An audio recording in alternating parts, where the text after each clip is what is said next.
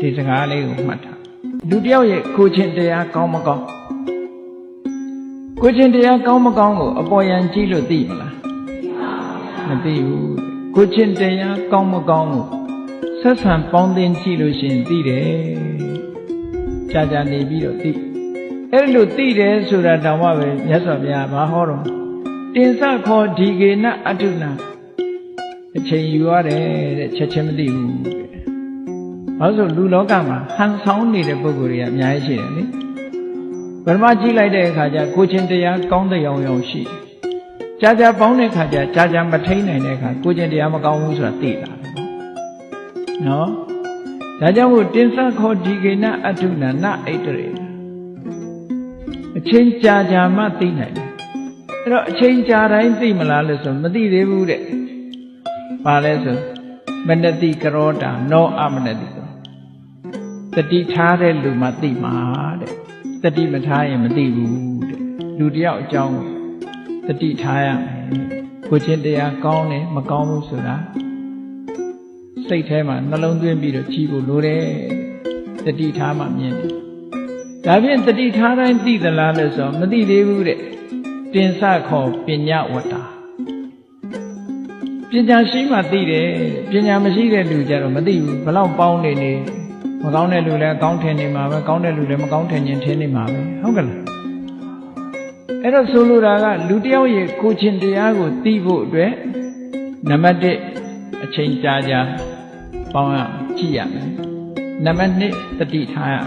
နံပါတ်3ပညာရှိရမယ်အဲ့ဒါကြမှာသူ့အကြောင်းကိုအကြောင်းသိ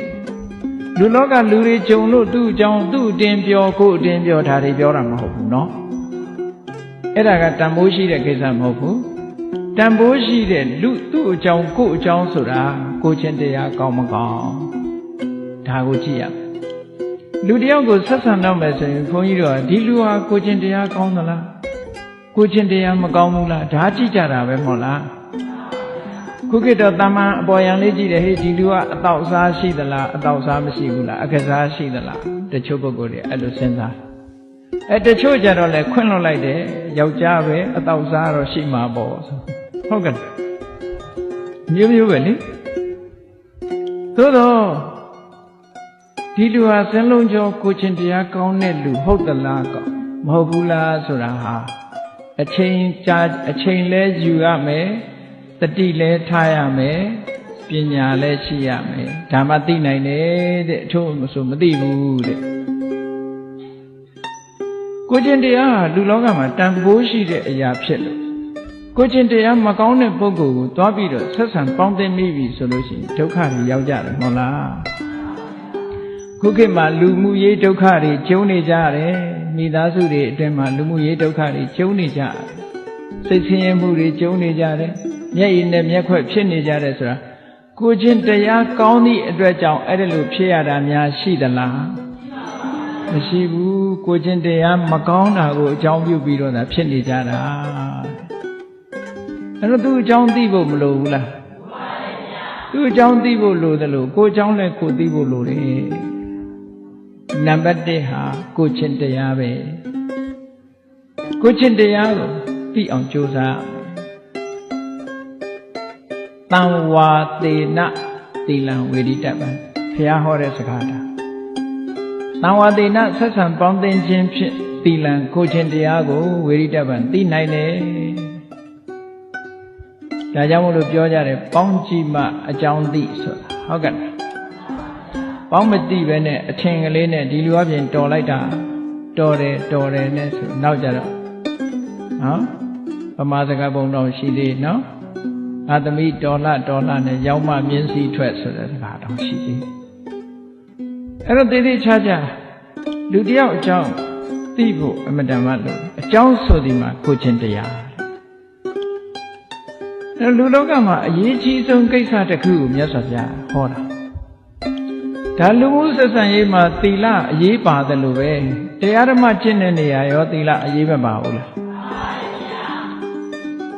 သီလေပဋိဋ္ဌာယကိုကျင့်တရားပေါ်မှာယတ္တိယသမထကျင့်စဉ်မဲ့ကျင့်ဝိပဿနာကျင့်စဉ်မဲ့ကျင့်ကိုကျင့်တရားပေါ်မှာယတ္တိပြီးကျင့်မှအောင်မြင်တယ် ကိုချင်းတရားပြည့်ရွေးနေတယ်ဆိုလို့ရှိရင်မအောင်မြင်ဘူးတဲ့ဒါကိုချင်းတရားကောင်းအောင်ရဒါဖြင့်သမထကျင့်စဉ်ကျင့်တာတို့ဝိပဿနာကျင့်စဉ်ကျင့်တာတို့သီလကဘလို့အထောက်အကူပြုတာတော့လို့စဉ်းစားကြည့်ဖို့လို့သီလကဘလို့အထောက်အကူပြုတော့ဆိုရင်ကိုချင်းတရားကောင်းတဲ့ပုဂ္ဂိုလ်ဟာစိတ်ထဲမှာကိုချင်းတရားကိုအကြောင်းပြုပြီးတော့စိတ်မသက်မသာတာဖြစ်သလားမဖြစ်ဘူးစိတ်ချမ်းသာတယ်ဟုတ်ကဲ့လားကိုချင်းတရားကောင်းတဲ့ပုဂ္ဂိုလ်ဒီအနဝိဇ္ဇဒုက္ခအပြစ်ကင်းတဲ့ချမ်းသာမျိုးကိုသူရရှိနေတယ်အဝိပတိတာရလို့ခေါ်တယ်ကိုချင်းတရားနဲ့ပတ်သက်ပြီးတော့စိတ်ထဲမှာစိုးရိမ်ပူဆာဘာမှမရှိဘူးစိတ်ဝမ်းသာကြည်နူးမှုရှိတယ်အဲ့ဒီလိုအဝိပတိတာရဆိုတာရှိပြီဆိုရင်ဆင်ငဲတစ်ခုနဲ့တစ်ခုတိုးတက်မှုတွေရဘာရတော့ဆိုရင်အဝိပတိတာရဆိုတာစိတ်နှလုံးကြည်သားနေလို့ရှိရင်ဘာဖြစ်လဲဝမ်းမြောက်ရတယ်တဲ့ဝမ်းမြောက်မှုဖြစ်လို့ရှိရင်ဘာဖြစ်လဲနှစ်ချိုက်မှုဆိုတဲ့ပီတိလာတယ်နှစ်ချိုက်မှုပီတိလာရင်နောက်ကဆက်ပြီးဘာလာတော့ဆိုပတ္တတိလို့ခေါ်တဲ့ငြိမ်းချမ်းမှုလာတယ်ကိုယ်ငြိမ်းချမ်းမှုစိတ်ငြိမ်းချမ်းမှုဒါတွေကရှောင်လွဲလို့မရဒါရှိရင်ဒါလာတယ်ဆိုတာအကြောင်းနဲ့အကျိုးပဲဟုတ်ကဲ့သီလရှိရင်နှလုံးကြည်သာတယ်နှလုံးကြည်သာရင်ဝမ်းမြောက်မယ်ဝမ်းမြောက်ရင်နှစ်ချိုက်မယ်နှစ်ချိုက်လို့ရှိရင်ကိုယ်စိတ်ငြိမ်းချမ်းတယ်ကိုယ်စိတ်ငြိမ်းချမ်းရင်ချမ်းသာတယ်ချမ်းသာရင်သမာဓိရလွယ်တယ်သမာဓိရလို့ရှိရင်ယထာဘူတဉာဏတတနာအမှန်တိုင်းမြင်တဲ့အသိဉာဏ်လာတယ်တဲ့ဟောရှောင်လွဲလို့မရတာကဲသီလမရှိဘူးဆိုလိုက်တာနဲ့တပြိုင်နက်သီလမရှိဘူးဆိုလို့ရှိရင်စိတ်နှလုံးမကြည်ဘူးမကြည်ရင်ဝမ်းမြောက်မှုလာမလားမလာဘူးပီတိဆိုတဲ့နှစ်ချိုက်မှုရောမလာဘူးပီတိမှမရှိရင်ပတ္တတိဆိုတဲ့ငြိမ်းချမ်းမှုရောမလာဘူးပတ္တတိဆိုတဲ့ငြိမ်းချမ်းမှုမှမရှိရင်ဒုက္ခချမ်းသာမှုဆိုတာလာမလားဒုက္ခချမ်းသာမှုမှမရှိဘူးဆိုလို့ရှိရင်စိတ်ကလေးဟာငြိမ်နေဆိုတဲ့တမာတိဖြစ်ပါမလား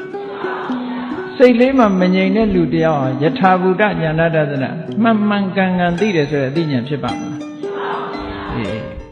ဒီလိုသီလဟာအရေးကြီးတယ်လို့ပြောတာနော်သီလအမတန်မှအရေးကြီးတယ်အဲ့ဒီကိုချင်းတရားဟာသူလည်းကောင်းရမယ်ကိုလည်းကောင်းရှားရှည်ပေါင်းကြည့်လို့ဒီပုဂ္ဂိုလ်ဟာသီလကောင်းတဲ့ပုဂ္ဂိုလ်လားကိုချင်းကောင်းတဲ့ပုဂ္ဂိုလ်လားကိုချင်းမကောင်းတဲ့ပုဂ္ဂိုလ်လားဆိုတာသိလာတယ်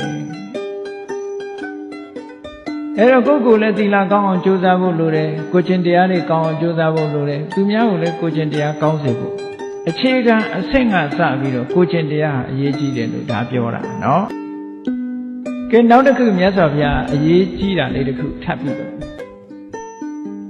တန်ဝေါဟာရေနစကားပြောဆိုကြည့်ခြင်းဖြင့်သောစီယံစကလုံးနဲ့ပတ်သက်ပြီးဂရိတီမှုမတီမှုစင်ကြယ်တန်ရှင်းမှုရှိမရှိကိုဝိရိတပံသိနိုင်တယ်လူတယောက်ဟာစကားပြောလို့ရှိရင်ဒီလူစကားပြောတာရှေ့နောက်ညီသလားမညီဘူးလားဆိုတာမသိနိုင်ဘူးလားသိနိုင်လားရှေ့နောက်စကားညီမညီဆိုတာအမှန်တမ်းအရေးကြီးတယ်တချို့ကမလှုပ်တာကိုပြောတယ်လှုပ်တာကတခြားပြောတာကတခြားအရင်ပြောတော့မှဒီစကားနောက်တစ်ခါပြောတော့ဟိုစကားဖြစ်တယ်ဟောအရင်တော့ကကောင်းတယ်ပြောတယ်နောက်တစ်ခါပြောတော့မကောင်းဘူးပြောတယ်ဟောရှေ့နောက်မညီတာတွေမရှိဘူးလားအဲ့လိုမညီဘူးဆိုလို့ရှိရင်ဒီပုဂ္ဂိုလ်ဟာဒီဆက်ဆံဖို့ရအတွက်အများကြီးခက်သွားပြီဘာဖြစ်လို့လဲဆိုလူတယောက်နဲ့တယောက်ဆက်ဆံတယ်ဆိုတာဟာစကားနဲ့ပြောဆိုပြီးဆက်ဆံကြရတာလေအပြောဆိုနဲ့ဆက်ဆံတာဒါမှမဟုတ်စကားလုံးဆိုတာ communication ဆက်သွယ်ရေးအတွက်အရေးပါတယ်တယောက်နဲ့တယောက်ပြောတယ်စကားမတည်ဘူးဆိုလို့ချင်းဒီလူနဲ့အယောင်းဝယ်လဲလုပ်လို့မရဘူးဘာမှလုပ်လို့မရတော့ဘူးเนาะအခုတစ်မျိုးပြောသွားတယ်ဟိုနားကျတစ်မျိုးဖြစ်သွားတယ်ဒါကြောင့်မို့လို့လူတယောက်ဟာအဲ့ဒီလိုအမျိုးမျိုးပြောတတ်တဲ့လူလားအဲ့ဒီလိုမဟုတ်ဘဲနဲ့တိတိမတ်မတ်ရှင်းနောက်စကားညီတဲ့လူလားဆိုတာဟာပြောဆိုစကားပြောကြည့်ခြင်းဖြင့်သိနိုင်တယ်အဲ့ဒါလည်းပဲတစ်ခါနှစ်ခါပြောကြည့်ုံနဲ့တော့မသိဘူးတဲ့အချိန်ကြာကြာလွတ်အပ်တယ်ဒါရမကဘူးတတိထားရမယ်တတိမထားရင်မသိနိုင်ဘူး